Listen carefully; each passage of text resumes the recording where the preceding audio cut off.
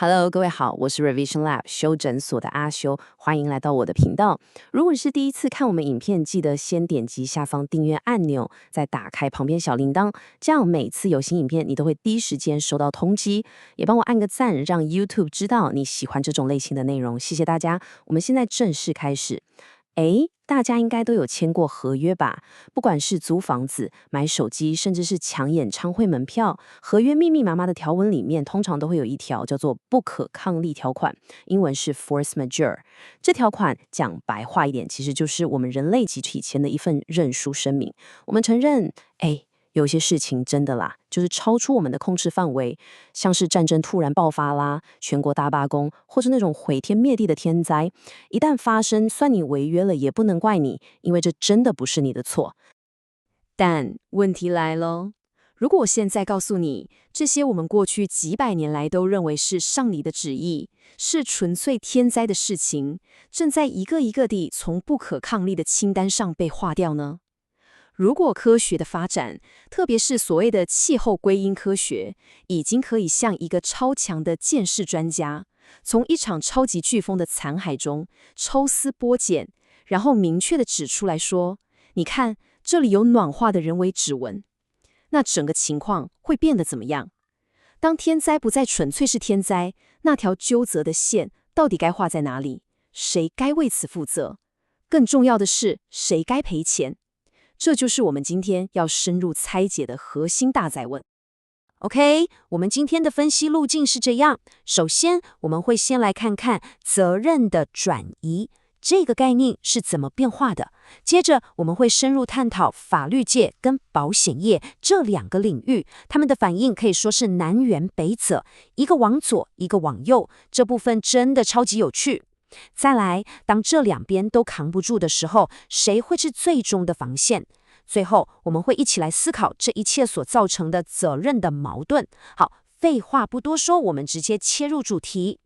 第一部分，责任的转移，无可归咎的邪恶之终结。以前启蒙时代以来的观念是，像地震、海啸这种天灾，虽然非常可怕，造成巨大的伤亡，但它就是天意，是一种无可归咎的邪恶，你找不到一个具体的人或单位来为此负责。但现在这个想法显然已经不行了，因为我们越来越清楚地看到，这些灾难的背后有我们人类自己活动的影子。比方说，加州一场野火烧得特别猛烈，范围特别广，可能不只是因为天气干燥，而是跟全球暖化造成长达数年的超级干旱有直接关系。当因果关系越来越清晰，那个无可归咎的挡箭牌就被拿掉了。我们再回头来仔细看一下不可抗力条款的法律定义，它的核心关键字就在于超出合理控制范围。也就是说，一个正常人或是一家正常的公司，就算尽了所有合理的努力，也无法预见或阻止这件事的发生。以前千年一遇的洪水、破纪录的超级飓风，很明显就是属于这一类，对吧？但现在呢，你觉得在2024年的今天，一家国际能源巨头说它无法合理预见气候变迁会加剧天灾的风险，你觉得法官会相信吗？这个合理的标准正在被科学的进展彻底颠覆。没错，这句话就是整个问题的核心。我们能理直气壮地说，这不关我事的空间正在急速缩小。以前我们常说，天要下雨，娘要嫁人，这我们管不了。但现在，科学家会拿出一大堆数据和模型告诉你，这场雨之所以会变成破纪录的世纪暴雨，淹掉半个城市，跟大气中的二氧化碳浓度超过1000000分之420有着非常显著的统计关系。当几乎所有事情都变得可以追溯、可以归因，那这笔责任的账到底该怎么算？我们继续看下去。好，既然责任的范围扩大了，那第一个跳出来处理这个烫手山芋的就是法律界。第二部分，法律的判决追溯因果链，他们的方法非常直接，甚至可以说是有点硬派，就是追。把这条因果关系的链条，不管它有多长、多复杂、多么久远，从100多年前工业革命时期的工厂烟囱，一路追到今天在安第斯山脉上受灾的村庄，都要把它一节一节的挖出来、串起来。这里有一个超级经典，而且还在进行中的案例，就是秘鲁农夫刘古亚控告德国能源巨头 RWE 的案子。你想象一下这个画面，一位住在秘鲁安第斯山脉的农夫，他每天抬头都看到家乡的冰川正在融化，而融化的雪水汇集成的那个高山湖泊，随时有可能溃堤，淹没他的家园。他一状告上德国法院，对象是远在天边、创立于1898年的能源公司 RWE。他主张就是你这家公司100年来的碳排放造成全球暖化，才让我的冰川融化。最夸张的是什么？你以为这只是在法庭上吵吵闹闹吗？错了，2022年，德国的法官们是真的飞了超过1万公里，穿上登山装备，亲自跑到秘鲁海拔4000多公尺的高山上去看那个冰川湖。这就告诉你，法院是玩真的。重点来喽，这个官司的灵魂就浓缩在这一个数字上，0.47个百分比。你可能会觉得，哈，0.478这么小的数字有什么意义？意义可大了。这就是科学家透过非常复杂的气候归因模型计算出来的。RWE 这家公司，光是他自己一家，就要为从工业革命以来的全球历史总碳排放负上0.47% 的责任。所以这位农夫的要求也非常精准，他不是要你 RWE 赔偿所有损失，他只要你负担盖堤防防灾费用的0.47%。这个案子一旦判赔，你想想看，这将会打开一个多大的潘多拉盒子？全世界所有受气候变迁所苦的人，是不是都可以拿着科学报告去对历史上的主要碳排大户要求他们按比例赔偿？所以这位法律学者的话，可以说是为这个趋势下了最好的注解。人与自然的区别正在成为一个没有实质意义的区别。这句话你仔细品，他的意思是，当科学让我们几乎可以预见一切，预见海平面上升会淹没哪些沿海城市，预见热浪会在哪里变得更致命，那么法律上那个合理预防的标准就被拉到了前所未有的高度。过去你可以说，哎呀，这是天灾，我怎么知道？但现在这句话已经不管用了。当所有事情都在我们的预测之中，那还有什么灾害是纯粹的自然呢？好，刚刚看完了法院怎么拼了命的想把责任算得清清楚楚，对吧？他们像个历史侦探一样，在追查100年的悬案。接下来我们要看的这个角色，保险业，他们的玩法完全不一样哦。我跟你说，是180度大转弯，走向了另一个极端。第3部分，保险的赌注。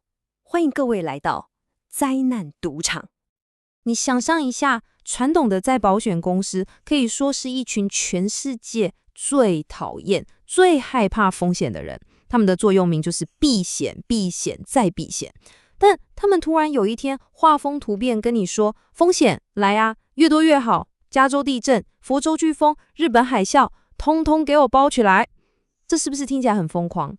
但这就是过去20年真实发生的事。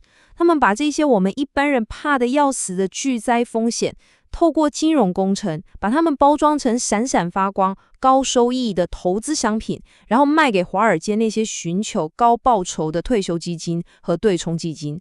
他们从风险的规避者变成了风险的交易员。这个神奇的金融商品就叫做巨灾债券 K-Bond。它的运作方式非常刺激，基本上就是一场跟老天爷的对赌。假设一家保险公司很怕加州未来3年发生8级以上大地震，因为一旦发生，他们可能会赔到破产。于是他就发行一个债券给投资人，你作为投资人买了这个债券。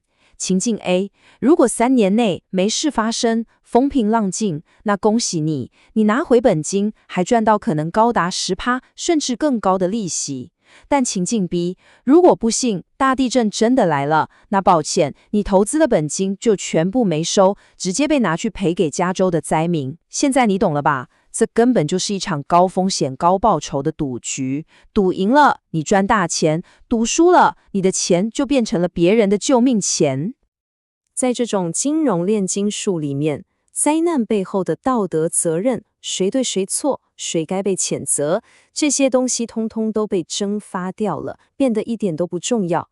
一场摧毁家园的飓风，跟一场让股市崩盘的金融海啸，在他们的 Excel 模型里面没有任何本质上的区别，他们都被抽象化、被数据化，变成一串冰冷的数字，发生的几率、可能的损失以及可以收取的风险溢价。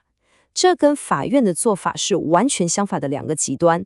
法院在乎的是为什么会发生，而金融市场只在乎发生的赔率是多少。好，我们现在看到了两个极端，一个是拼命往回追究历史责任的法院，一个是把未来责任当成筹码交易的金融赌场。那问题来了，如果官司旷日费时，打不赢，保险又贵到一般人或小公司根本买不起，那当灾面真的来临时，最后的烂摊子谁来收拾？这就是我们的下一题，第4部分最终的防线。当一切失灵的时候，国家买单。我们来看看这个风险的传递链是怎么走的。最底层的个人通常最脆弱，打一场跨国官司太昂贵，取灾保险的保费也可能高到无法负担。中间的企业可能会被法院追究100年前的责任，但这其中也有很多关于公平性的争议。所以当这两边都撑不住的时候，所有的压力最终就汇集到了最顶端的那一站——国家。政府被迫成为了最后的保险公司。而这笔天文数字的救灾和重建费用从哪里来？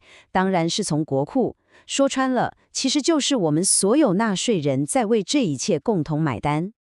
这就让政府的角色变得很尴尬，而且催生了一个很新的概念，叫做国家失灵。民众的期待被拉得非常高，大家觉得政府不只要在灾后出来救灾、发慰问金，更重要的是，你必须要能预见风险，做好防灾。以前你看灾救灾可能是英雄，但现在呢？如果你防灾的堤防盖得不够高，预警系统做得不够好，你就是失职的罪人。这让政府的压力变得空前巨大，因为它等于要为一个越来越不确定、越来越极端的未来负起无限的责任。好了，我们沿着这条线索走到了这趟旅程的终点，但你会发现，这里没有一个简单明了的答案，反而是一个更巨大、更难解的矛盾。第5部分，责任的矛盾。如果造成这场灾难的是我们每一个人，从开车上班、开冷气到消费习惯，我们每个人都推了一把，那最后那只该被指着的手，到底该指向谁？我们简单整理一下刚刚的内容。第一，过去那个纯粹天灾的免责金牌基本上已经消失了。第二，法院正试图把责任的链条往历史的深处无限延伸。第三，保险和金融市场则反其道而行，把责任彻底抽象化，变成可以交易的金融赌注。第四，当这两套系统都无法完美运作时，国家就成了最后的风险承担者。但这一切导向一个最吊诡的结果，就是最后这点，当我们把矛头指向所有人，从排放废气的大企业到每一个享受现代生活的你我，结果责任反而被无限的稀释了。人人有责，到头来就很有可能演变成无人需要真正负责。所以，当天灾与人祸之间的界限已经模糊到几乎无法分辨的时候，我们要如何重新设计一套新的责任分配体系？这个体系必须要足够公平，不能让某些人或国家承担不该承担的后果。同时，它又要足够有效，能够真正驱动我们去做出改变，为一个更加极端的未来做好准备。这是一个极度困难，但我们这一代人已经无法回避的巨大挑战。总结一下今天的重点，我们看到，随着科学的发展，纯粹天灾这个能让我们免于自责的概念正在快速瓦解。面对这个巨大的转变，我们看到2种截然不同的应对方式。法律试图透过追溯漫长的因果链来精确地分配历史责任，而金融市场则透过创新的保险工具，将灾难风险商品化、赌博化，完全绕过了道德判断。而当这2种机制都失灵或覆盖不全时，国家也就是我们全体纳税人就成了最终的风险承担者。这一切都导向一个核心的困境：在一个所有人都或多或少有责任的时代，我们到底该如何建立一个既公平又能有效应对未来挑战的责任体系？这问题没有简单的答案。今天的内容就到这边，如果你觉得这一集有帮助，记得马上点赞、加订阅、加开启小铃铛。我们正在冲订阅，需要你的支持。我是阿修，我们下次见，拜拜。